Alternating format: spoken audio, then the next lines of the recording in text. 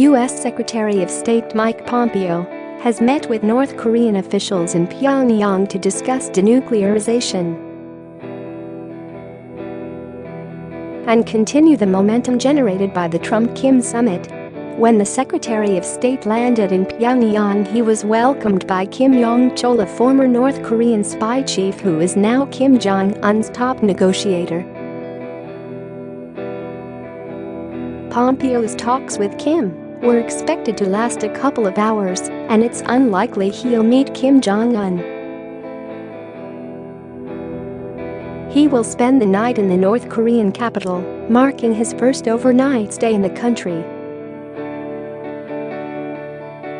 In a tweet, Pompeo revealed that he spoke with Mr. Trump, who offered a positive omen for the talks. "Today's meeting is a really meaningful meeting," Kim Yong-chol told Pompeo. "Yes, I agree," Pompeo answered. "I look forward to it, and I count on it being very productive." Share this article. Share at the Singapore summit, Kim Jong-un made a broad commitment to work toward denuclearization. But the details on how or when he would dismantle North Korea's nuclear program were left unclear. Satellite imagery has shown the rogue nation expanding a ballistic missiles site. A Washington Post report, citing U.S. intelligence officials, also claimed an effort was underway by Pyongyang to conceal its nuclear sites and some of its warheads from the United States. President Trump slapped down the Post report as nonsense on Tuesday, based on its anonymous sourcing. White House Press Secretary Sarah Sanders declined on Monday to comment on sensitive information that comes from U.S. intelligence reports. "The president told me he believes that Chairman Kim sees a different, brighter future for the people of North Korea.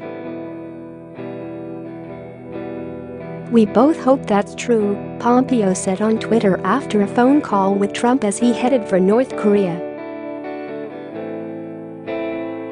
Next stop, Pyongyang. "I look forward to continuing my meetings with North Korean leaders. There's much hard work ahead, but peace is worth the effort." Pompeo would try to agree on at least an initial list of nuclear sites and an inventory that could be checked against the available intelligence, U.S. intelligence officials said.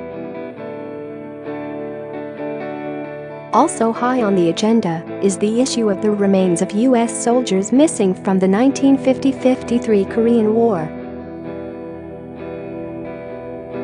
Trump said after the Singapore summit that Kim had agreed to send the remains back to the United States.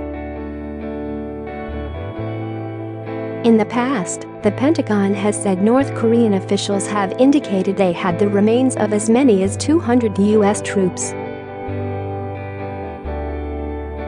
"Until we do the necessary DNA testing to verify whose remains they are, and things like whether they've put remains of the same soldier into more than one box or tried to fool us with pieces of animal bones, we won't know for sure what they've given us back," the official said.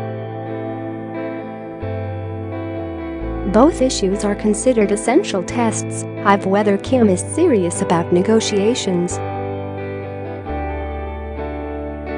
North Korean officials have yet to demonstrate that in working-level talks, the intelligence official said. "If they're serious, then we can get down to the business of defining the terms of final denuclearization," said one official. The true extent of the North's nuclear arsenal is unclear. Pompeo will spend tonight in the Pakwon, or 100 Flowers Garden, a prestigious guest list. "This is your third visit to our country, so I guess you are used to it now," Kim Yong-chol told Pompeo at the guest house. "The more you come, more trust we can build between one another." Pompeo replied, "I was joking, that if I come one more time, I will have to pay taxes here.